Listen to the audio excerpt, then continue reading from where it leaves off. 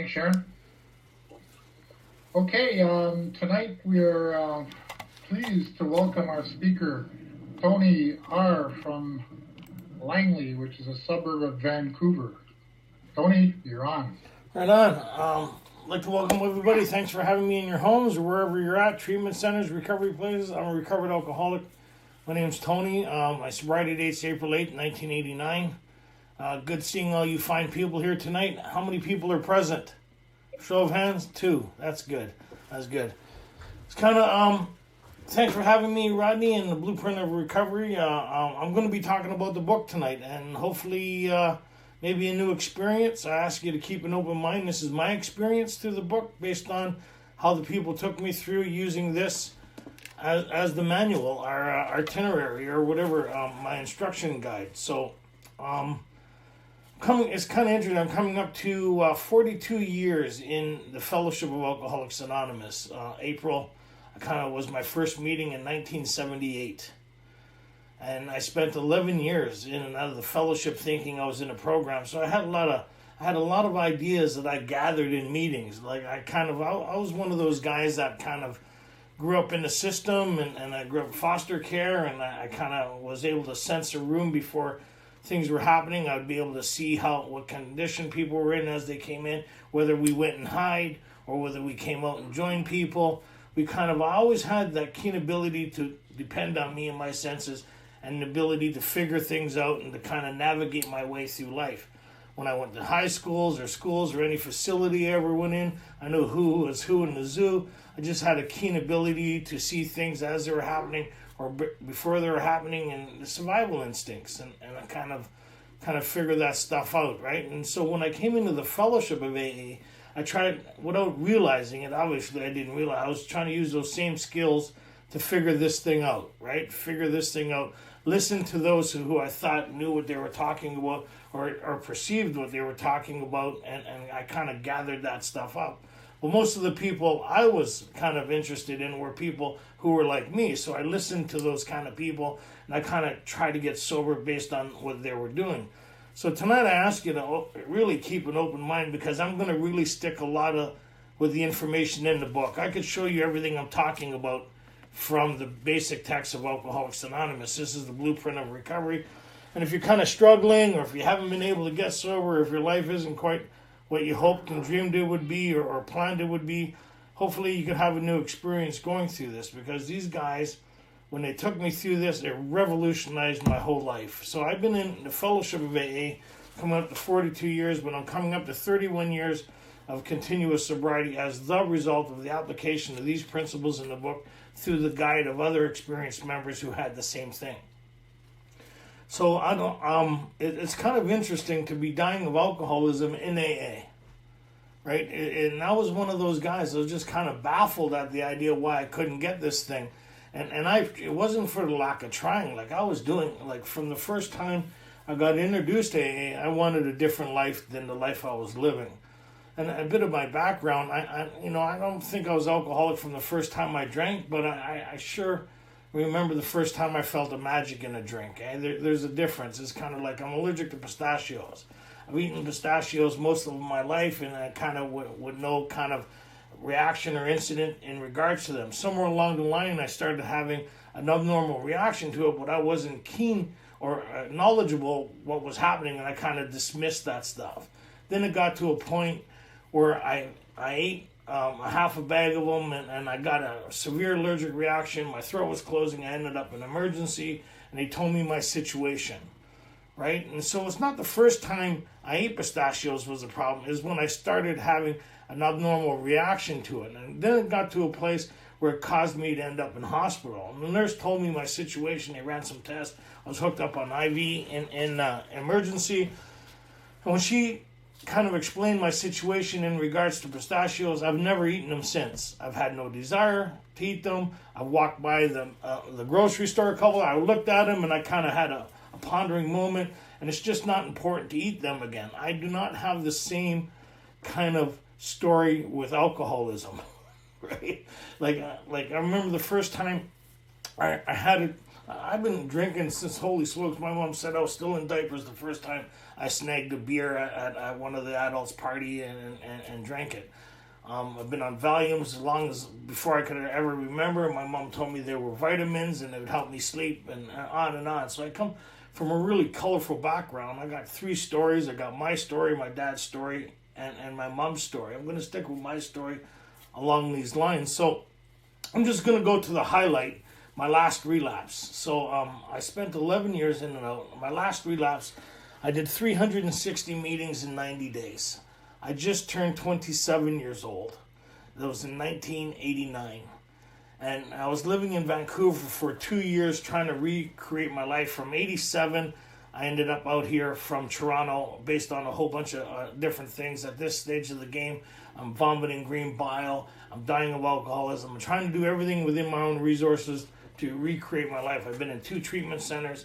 I've been the interest of a lot of people for most of my life. I've been in some form of therapy or psychiatry or counseling since junior kindergarten. People has always been very interested in me. Report cards, my inability to get along with people, my inability to function at a level that society would deem as kind of acceptable. And a lot of times, a lot of people think that's what makes them alcoholic. What that meant for me is that I had a lot of problems. A lot of problems coping, a lot of problems just fitting in, a lot of problems getting along. And so what happened somewhere along the line, I took a drink and all that kind of went away. All that discomfort, all the thinking. I found the solution to the human dilemma without kind of realizing it. All I knew is when I took this drink at this one time, the promises came true. I had a new freedom and a new happiness. And I kind of I think the magic of it, I was probably around 15 when that happened. And so what happened was I was kind of standing on the 18th floor of a balcony thinking about ending my life, and it was kind of like I was on a 3-day run, and I was involved in a lot of different things that I don't need to get into today, and I was kind of thinking, if I got to live the rest of my life like this, you could only imagine the incomprehensible demoralization and the pitiful situation that this 15-year-old was in on the 18th floor of a balcony thinking about jumping. Shortly afterwards, I got a call from a gentleman who said he was my dad. That's a whole different story. We're living under an alias. And so what happens is on my birthday, I'm drinking Boilermakers. I got a couple of hits of Microdot under my belt, and I'm doing a bit of Thai, and I'm doing a bit of methamphetamine. I'm drinking Boilermaker. I'm just getting to that place of that plateau, and the conversation kind of went like this: "Hi, my name's Tony, and I'm looking for my son." And I it kind of blew me away. He says, "I'd like to get together with you and your family. I'm a member of Alcoholics Anonymous. I've been sober at this time for 4 years. I'd like to get together and make amends." And none of this makes any sense to me.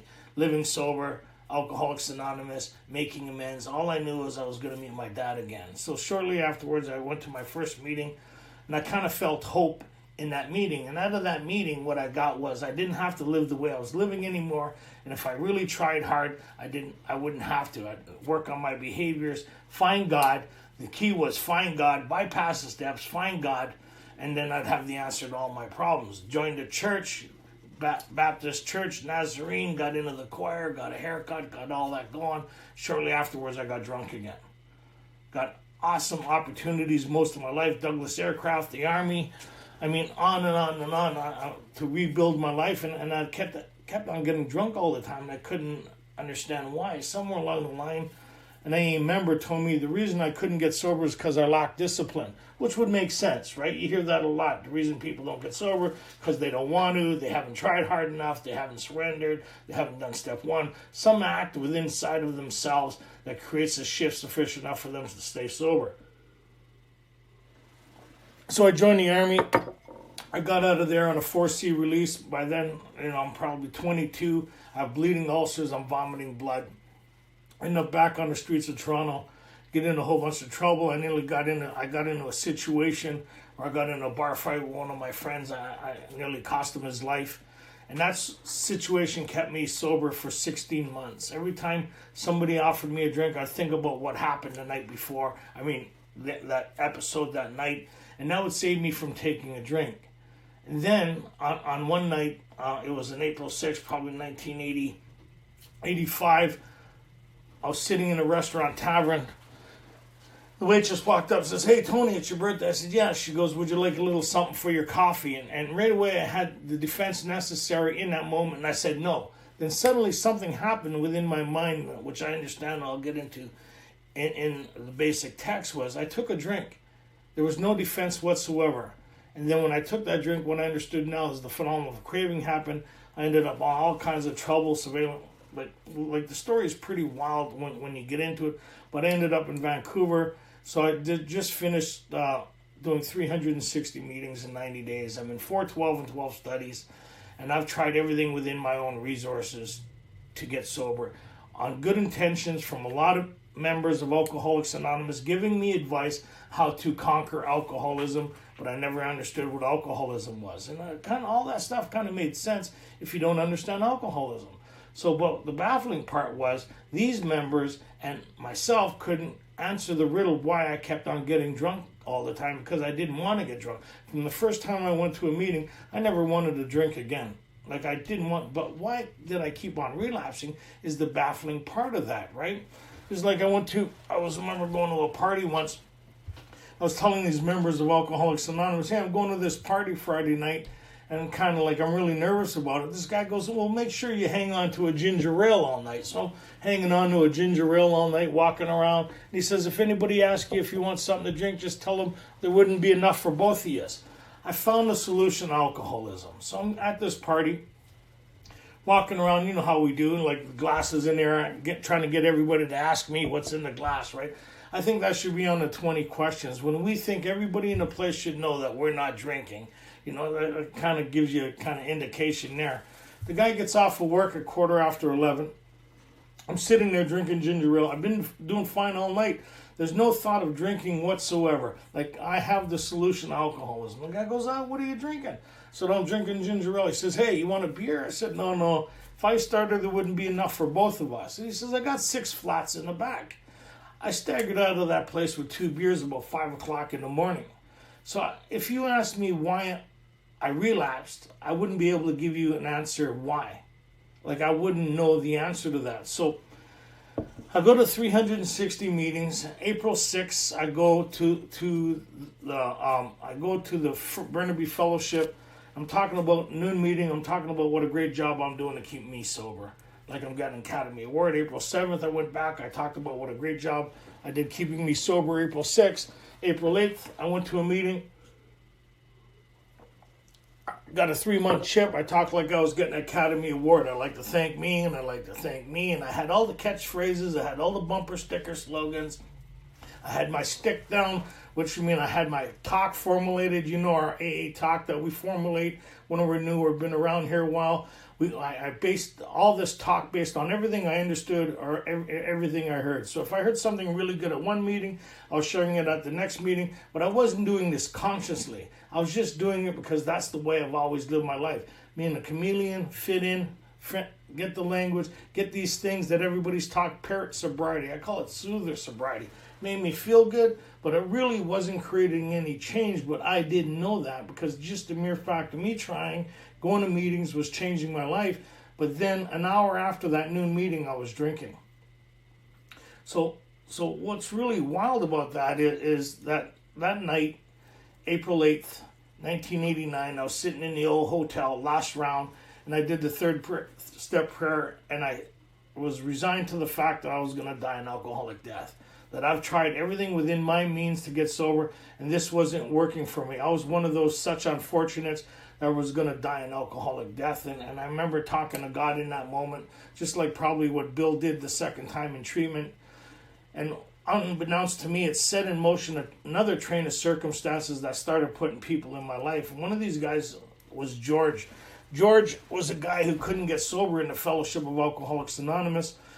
And there was a bunch of guys at that time. There was a guy out here in Vancouver. His name was Machine Gun Jerry. He was the 16th member of Alcoholics Anonymous.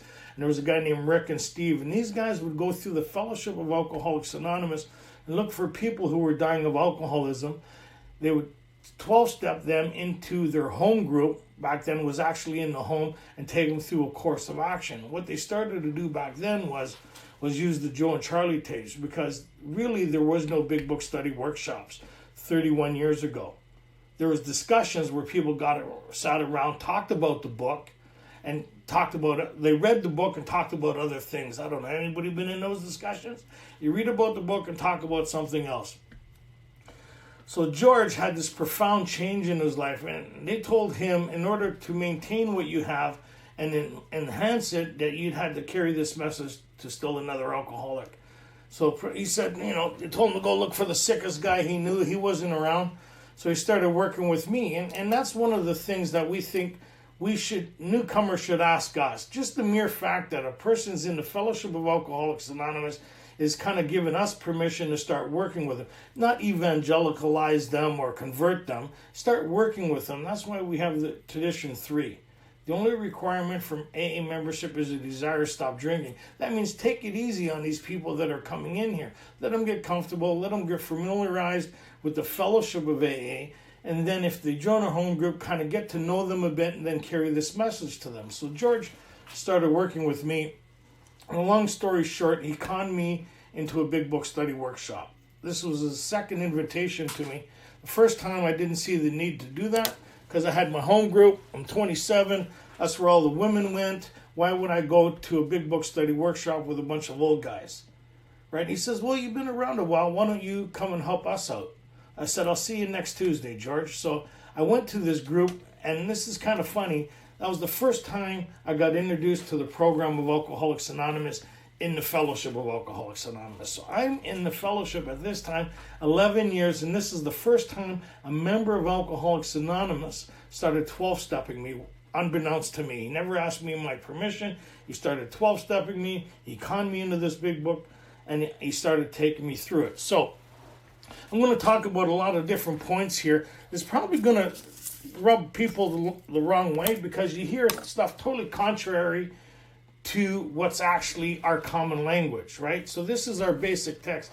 It was formulated or put together by those who put this whole thing together. What they did, they said they found a solution to alcoholism. So when they sat together, got together, they found a common language that they all agreed on. They all agreed on certain terminology, certain language, and they kind of agreed that this was going to be our basic text in order to help other alcoholics still who haven't found a solution to their dilemma. But if you kind of look at a lot of the messages within the Fellowship of AA and you kind of put it against the actual program of Alcoholics Anonymous, you see they're two different things.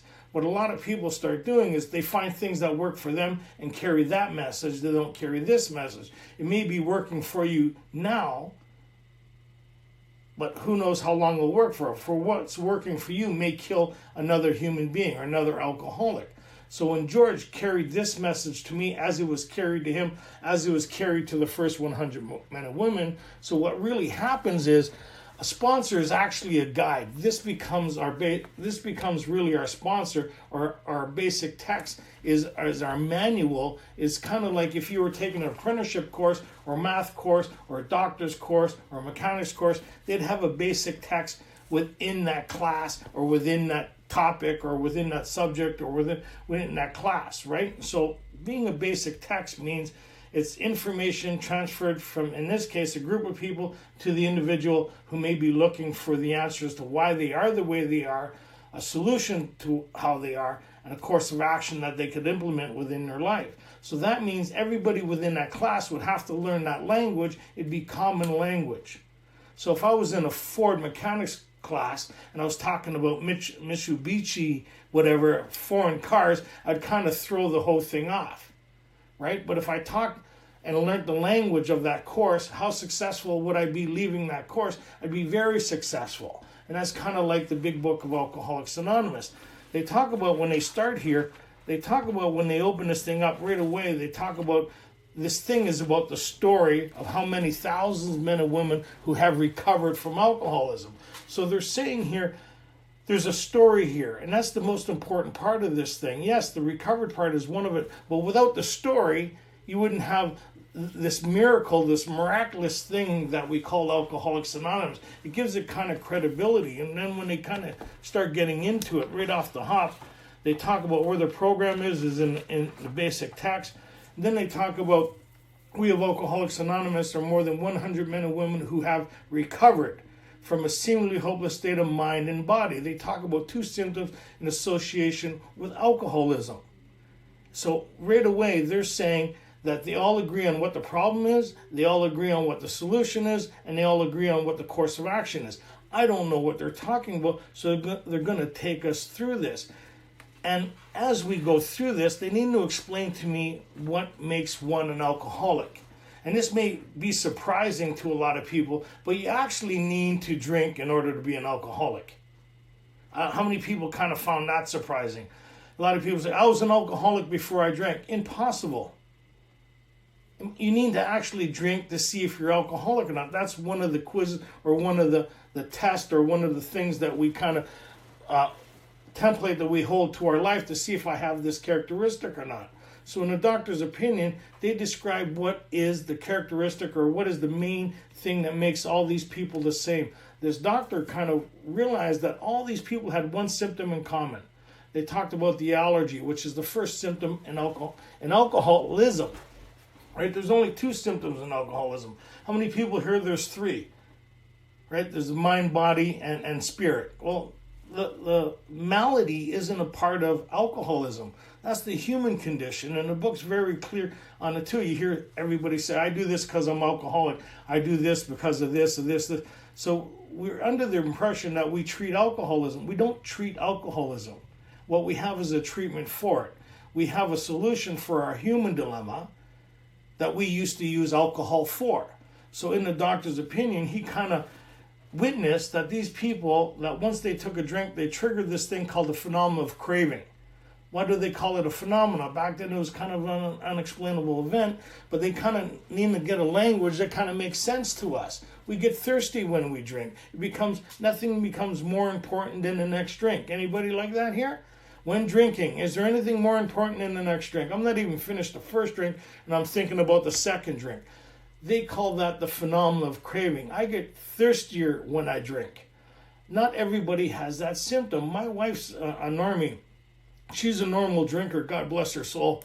I don't understand the way she drinks. She could have 2 glasses of wine and leave it alone. Sometimes she even puts cellophane on a second glass of wine and puts it back in the fridge. I do not understand that kind of drinking. The first time I seen it, I opened the fridge. I said, "There's half a glass of wine with cellophane over it." I thought she was doing that to bother me. I said, "Hey, what are you doing? What's this?" She goes, "Well, I wanted to save it for tomorrow." I don't have that experience. You open a bottle, you finish a bottle. I mean, it's one of those things. I get thirstier when I drink. She doesn't get thirstier when she drinks. She likes that kind of ease and comfort of having a couple drinks and being relaxed. Not me. It's all about getting somewhere, right? So nothing appealing about having a couple drinks. So they talk about this phenomenon of craving, the solution that becomes, alcohol now becomes a solution to the dilemma called me, right? And kind of witnesses that as alcoholism progresses, something changes in our thinking, in our mind, and our ability to handle life on life's terms. We're just a little different. That way, what they kind of mean by that is when a normal person has a problem, they find a ways to deal with it. When I had a problem in the past, I remember the elusive feeling that I got from a drink, and I'd go back to a drink again, right? And then the first time I made a firm resolution not to drink again was 16, right? But something kept on happening that led me back to that drinking again. And that was kind of like the second symptom or the baffling part of alcoholism.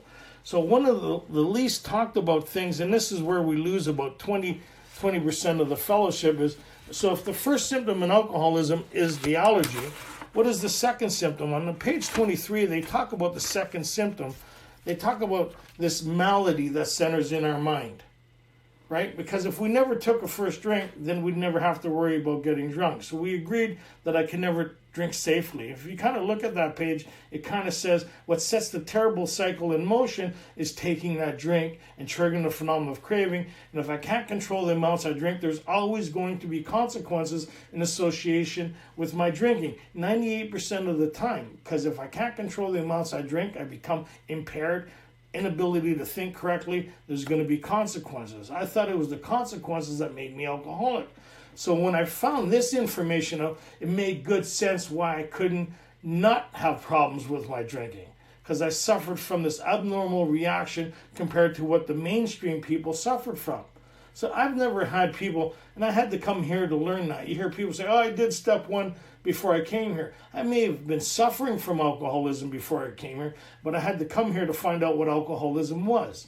So when I found out about this allergy, it kind of made perfectly good sense. I've never had, in any of the bars or the places I frequent, I've never had anybody go, oh, Tony, obviously you can't control your drinking because you seem to suffer from this phenomenon of craving. It looks like you're having an abnormal reaction. My bar buddies never told me that, right? My bar buddy said, here, try a bit of methamphetamine. That ought to help you. Or do a couple bumps. That ought to help you.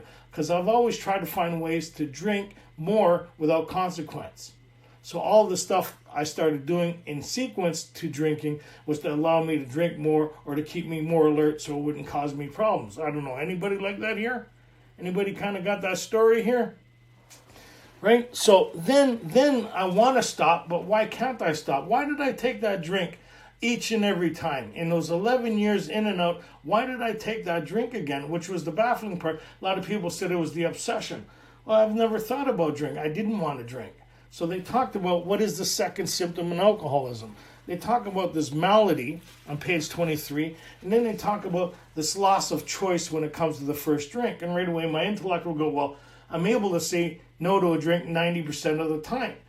Those are not the times they're talking about. They're talking about at certain times, something happens in my brain that doesn't happen in other people's brains. And they talk about that on page 37. They call this a phenomena.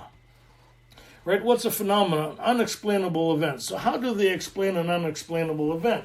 So on page 37, they talk about, we have sometimes reflected more than Jim did upon the consequences, but there was always the curious mental phenomena that paralleled with our sound reasoning that invariably ran some insane, trivial excuse for taking the first drink. They call it a phenomena. Well, how do you explain an unexplainable event? Well, they say, well, we're going to give you characteristics, what it looks like.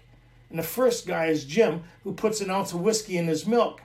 Suddenly, the thought crosses his mind. They talk about suddenly squiddly writing, because after people do step one, you're not dealing with the obsession anymore. What's the obsession, according to the book on page 30, is the idea that somehow, someday, I will control and enjoy my drinking. That is the great obsession of every abnormal drinker. If you still haven't that idea or that obsession, then you really haven't done step one. So when they talk about learning about my illness, I have to smash the idea that I could ever safely drink again. Doesn't mean I'm not going to drink again. It means I'm resigned to the fact, I concede to the fact that I can never safely drink because the allergy and the phenomenon of craving, there will always be consequences associated with my drinking. My drinking will always get worse, never better. That makes good sense. So from page 30 to 33, they talk about the physical aspect of my illness. From page 33 to 43, they spend 11 pages talking about the second symptom of alcoholism because it's the least understood within our fellowship. Because a lot of people, even good speakers, good circuit speakers, they give you the idea that you make the choice to drink again, that you subconsciously go, hey, you know what, it'd be a good idea to drink again. Those people are referring to, our reactions are different than ours and those that put this together. When they talk about this phenomena, is an unexplainable event. And they said this will continue to happen. That's kind of like the promise of step one. So if I'm powerless over something and I admit to being powerless over it, that means I'm still powerless over it. That means nothing has changed, but I concur to these symptoms or these ideas. I concede to the idea of having these characteristics or these symptoms, which is alcoholism. So alcoholism is over here, and then there's me over here, the human part, and they're in conflict with each other because I want a better life for myself, but my illness has different ideas for me. But I can't see, feel, and touch it. And so what happens as I rebuild my life, we see it all the time. All those times I came back to the fellowship, I got the checklist going: job, money, prestige, girlfriend. Job, money. Look at any newcomer's checklist. All you guys in treatment, you have the same checklist. I got to get a car. Got to get some wheels. I got to get some bling. I got to get a girlfriend. And then I could go to the meetings and talk about the promises coming true. I didn't understand the basic fundamentals to these things. So when George was asking me this stuff, I didn't have book-based knowledge. I had fellowship knowledge. I could find a group of people who thought like me, but I couldn't show you where I got my ideas from. So now I'm referring back to the book that these guys taught me, and I kind of went, wow, that is pretty wild stuff. So as we go through here, they start talking about the solution to that is an entire psychic change. Well, where did we get that idea from? I never came up with that. They talked about that in the doctor's opinion. The doctor says these types, where he treated all these different types of people within his facility, there was a certain group of people that he wasn't able to reach, or his approach didn't work for them. They were beyond human aid.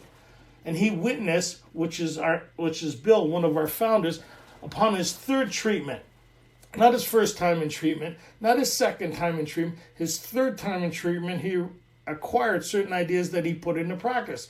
So that's the same with me. 11 years in and out, 2 treatment centers later, thousands and thousands and thousands of meetings later, a member approached me like A.A approached Bill, gave him certain ideas based on his own experience. This case, George, Jerry, and these guys, they took me into this big book study and started presenting these ideas to me, and I started learning this language. And it made good sense, and it kind of went, okay, I see I have to have this change. Well, what does it look like? Well, this is what it looks like in George and all these people that went before me. They found that alcoholism got removed from the scenario, and they were able to deal with their human problem, where they didn't use alcohol anymore, or the insanity of the first drink didn't return anymore, because they experienced an entire psychic change through a course of action. So we hear a lot of people say, well, alcoholism. Right, I do this because I'm alcoholic. I do that because I'm alcoholic. I'm so alcoholic. Well, you don't understand alcoholism then. There's only one thing we do because we're alcoholic, and that's drink. There's only 2 symptoms in alcoholism. People go, where does it say that? All the way through the book. On page 30, most of us have been unwilling to admit we're bodily and mentally different than our fellows. 2 symptoms. They showed us how to recover from what? A seemingly whole state of mind and body. 2 symptoms. We agnostics talk about 2 symptoms in regards to making someone alcoholic beyond human aid. One is the physiology, and the second one is, now that you want to stop, have you been able to stop? If not, you may be suffering from an illness which only a spiritual experience will conquer.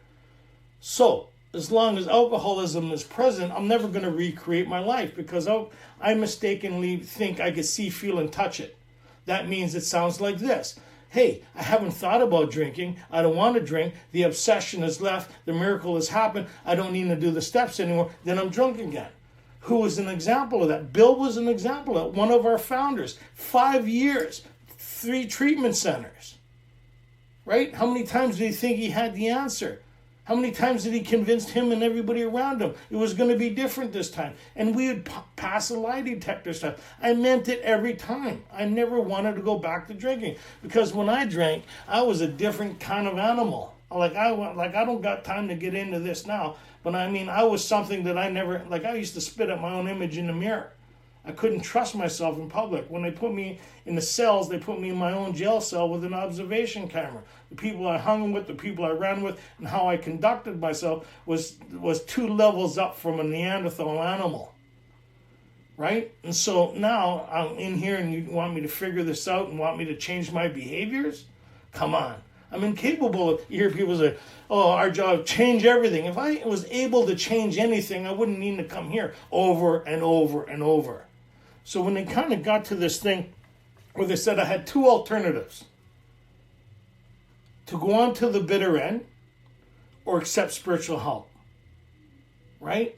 And it's not surrender, it's not acceptance, it's not all. I have to logically look at the evidence being presented here. So in essence, what I am is I'm the defendant, I'm the prosecutor, I'm the lawyer, and I'm the judge. And I look at all the evidence being presented, and I have to concur that this is true or it's false. And only I can do that. And is there any way I can get out of this on my own resources? And the answer was no for me. So when I kind of started going through this course of action, how many people were kind of stuck on the idea that alcoholism is all our behaviors and feelings and emotions and all that other stuff? We hear that all the time. How many people hear that?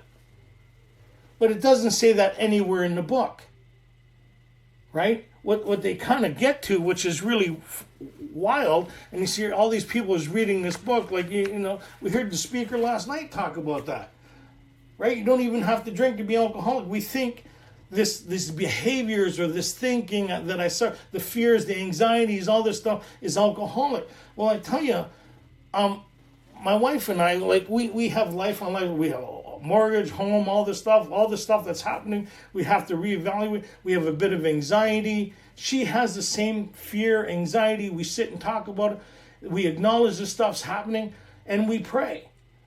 We pray for a different answer, and then we kind of meditate on the corrective actions to take. So in 52, they talk about here, which is the hardest part for us. Most of us, we talk about being open-minded as long as you're telling me what I want to hear. As long as you're telling me what I agree to, then I'll be open-minded. As soon as you start talking about stuff that I haven't heard or don't agree to or haven't been taught, then I start getting a little agitated. I start becoming a little argumentative within inside of myself. But, like George said to me, I remember 11 years in, he says, well, can you show me what you're talking about? No. He goes, well, I could show you what I'm talking about. And he says, you always got to be prepared to be willing to have a different point of view. And so they talked about that in 52 when it came to this idea that lack of power is our dilemma. And that kind of made sense. If I was able to recreate my life, I would have done it long ago. When I was in the Army, the best paying jobs, the marriages, the best opportunities. We're really go-getters, a lot of us, right? But if you're still dealing with alcoholism, your life's never really going to change for any period of time because it lies dormant. And then when it represents itself, you're drinking, right? So in 52, they talked about, we have to ask ourselves why we shouldn't apply to our human problems the same readiness to change our point of view. We're having trouble with personal relationships. We couldn't control our emotional natures. We're a prey to misery and depression. We couldn't make a real living. We had a feeling of uselessness. We were full of fear. We were unhappy. We couldn't seem to be of real help to other people. We're not a basic of these solutions, right? So they talk about our human problems. It's the human kind of story. But for people like us, my wife, we were going through something a while ago. She was telling me how she was thinking and feeling. I sat back a second. I said, what, you feel and think like this? She goes, yeah, it's the human traits. We all think like this.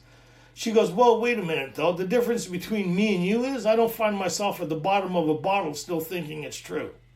She goes, I don't seek outside things outside of myself to change what's happening inside of myself. She says, I reformulate what's going on. I do an assessment on whether these things are true or not, and I take corrective measures within inside of myself using spiritual principles.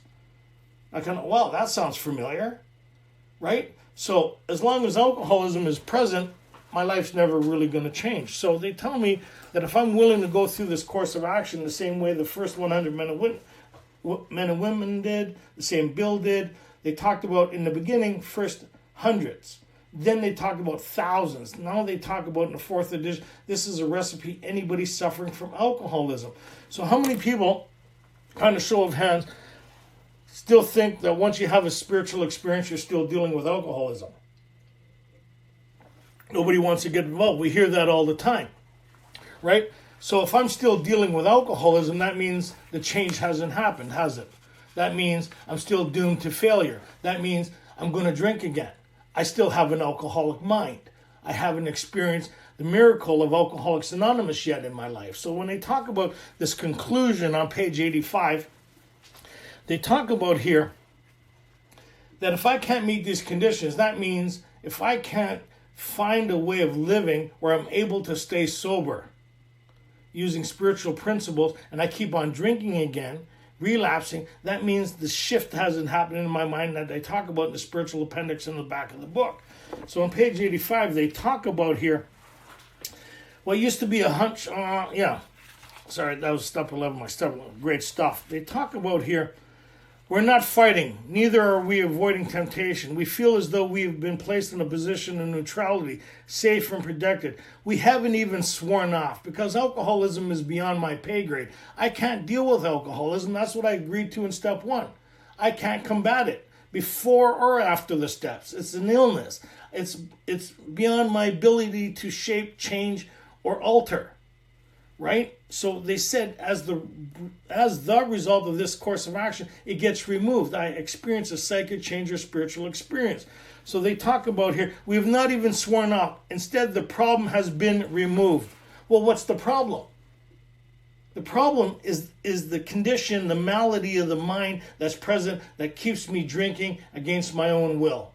And as long as that's present, that means I still have an alcoholic mind. And as long as I have an alcoholic mind, I will continue to drink, be it 3 months, 6 months, or 2 months, or 2 years. Right? What I need to experience, and which I have experienced, is an entire psychic change sufficient enough for me to recover from alcoholism. That means, in basic English, is I haven't dealt with alcoholism since I experienced a psychic change over 30 years ago. So this April 8 will be 31 years as the result of the problem being removed. Right? So what I still left with is my human dilemma that I apply spiritual principles to. And they talk about there.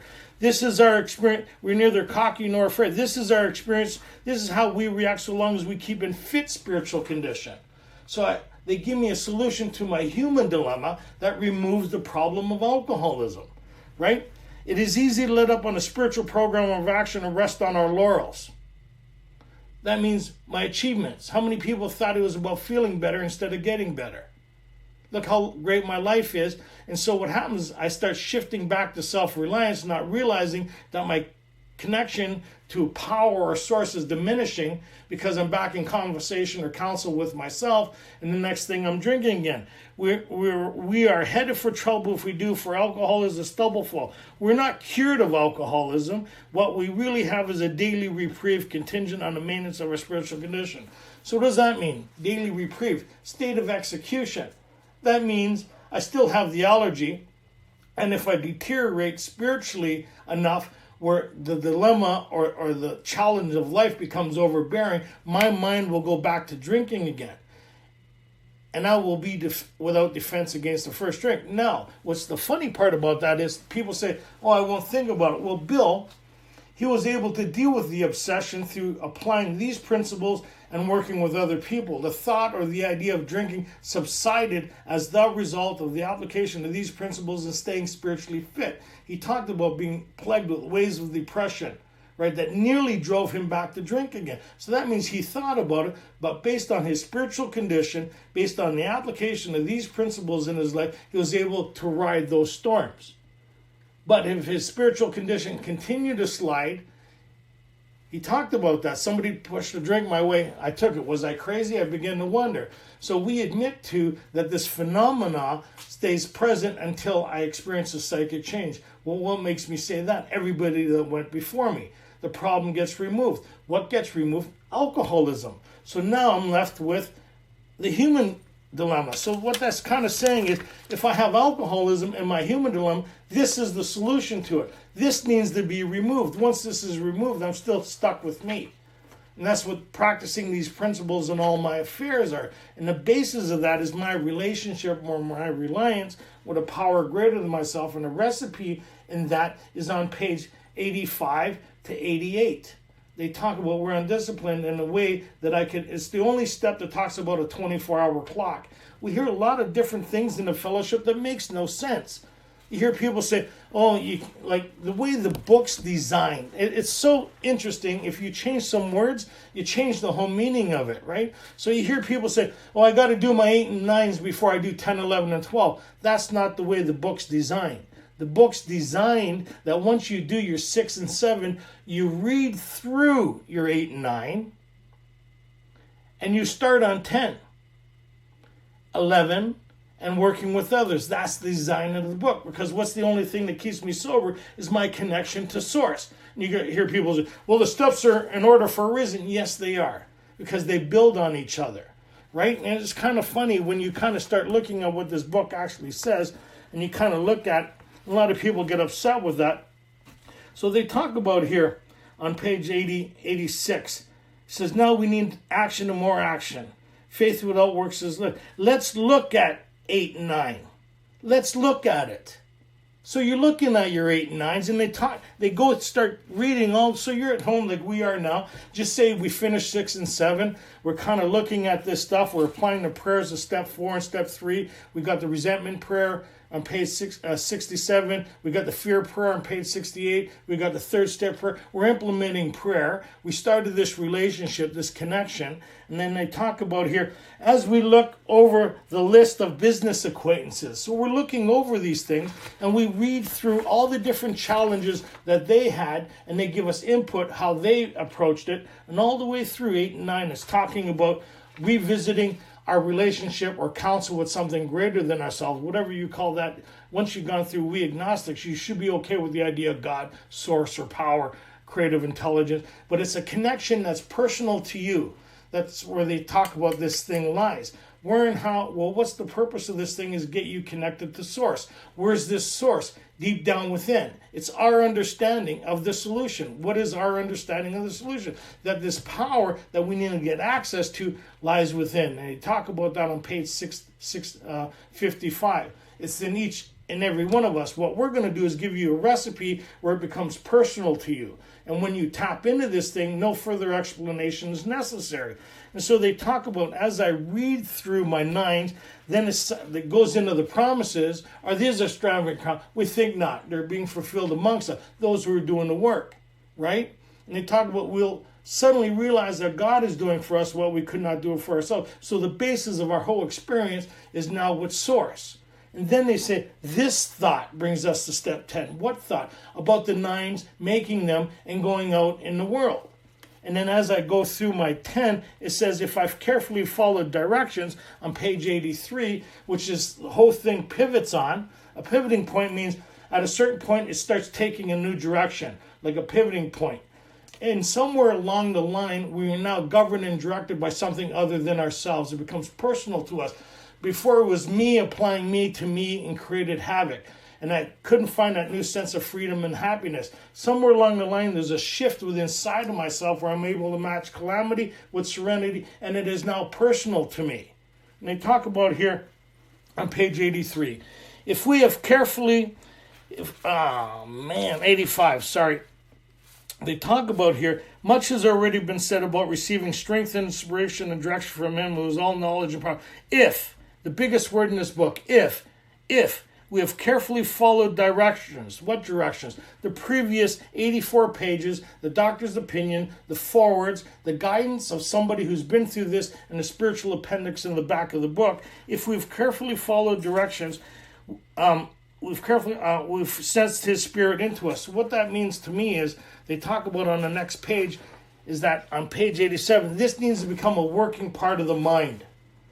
That means these steps turn into principles. So we like these ideas that we do. I works 10, 11, and 12. Nowhere does it say work 10, 11, and 12.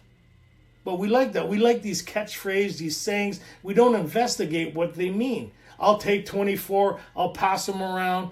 And we say all these different things, but we don't investigate what it means. If I was to say, I'll pray for another 24, I pray you get another 24, that statement adds humility and the reconfirming of the fact that we don't keep ourselves sober, right? That this miracle has now taken place. I hope that you become amazed with your story. A lot of people think, I'm amazed with my story.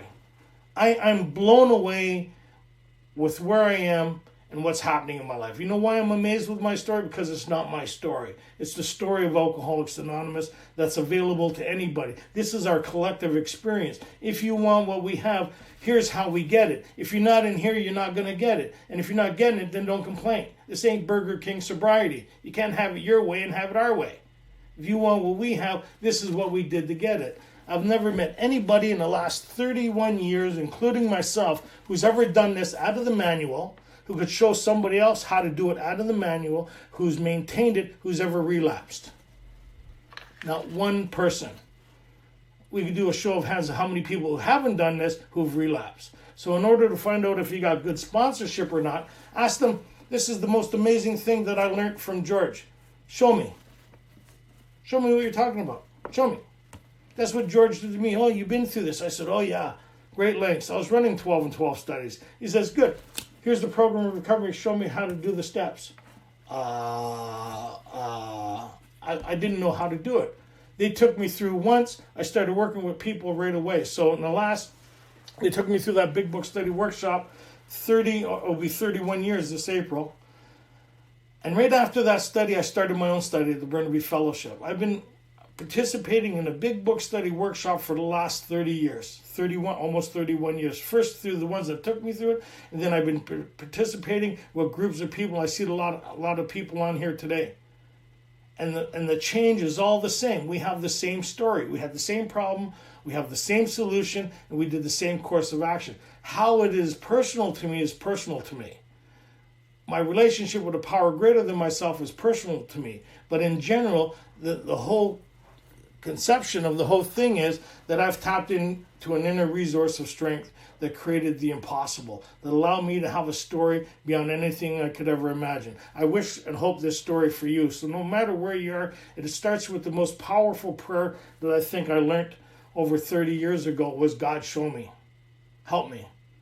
I don't know who or what you are, man, but I'm open. You say you're all that in a bag of chips, show me. That's how I used to talk to God. You say you're all that, everybody says you're all that, I'm open to a new experience, show me, because I'm dying here. You got to help me out. And you watch the people that start showing up in your life. When Bill did that in treatment for the second time, Ebby showed up in his life. When I did that on the floor, the 18th floor of a balcony at 15, my dad showed up in my life. When I did that at 27 years old, George showed up in my life. It's really amazing that what's happening here. This is available to anybody and everybody. And I pray if you found what we have, that you're in a position to pass it on. And if you're looking for what we have, we find it here. Find somebody to show you. And I hope you have the same experience that's collectively that we've all had. Thank you, Rodney, for having me. Thank you guys for having me in your home. I hope you enjoyed this almost as much as I did. Thanks a lot, Tony. I appreciate that very much. I'm sure everybody else did as well. Please join Blueprint for Recovery Facebook page for further updates and details on next week's speaker